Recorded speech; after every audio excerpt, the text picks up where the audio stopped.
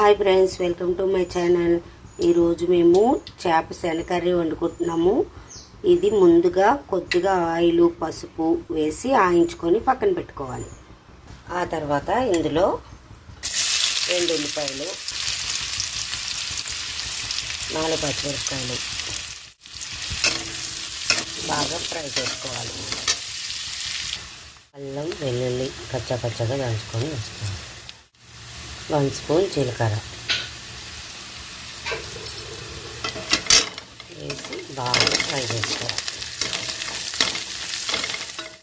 తర్వాత 2 పెద్ద టమాటాలు చిన్న ముక్కలతో కట్ చేసుకోవాలి. ఇది బాగా ఫ్రై అయిన తర్వాత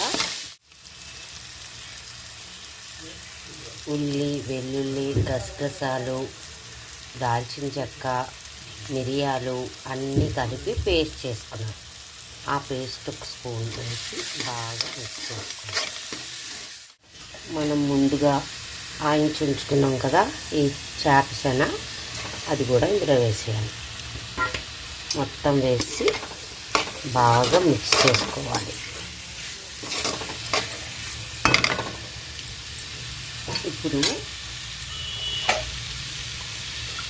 ఒక నిమ్మకాయ సైజ్ అంత చిన్న చింతపండు గుజ్జు తీసి వేసుకోవాలి. కొద్దిగా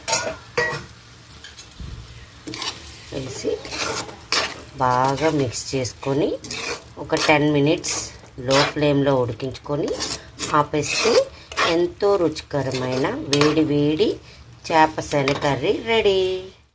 చూడండి ఎంత మంచి కలర్ఫుల్గా ఉందో.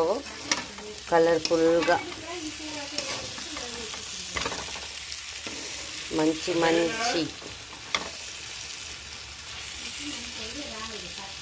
చేప శనగ కర్రీ రెడీ. చేప శనగ రెడీ.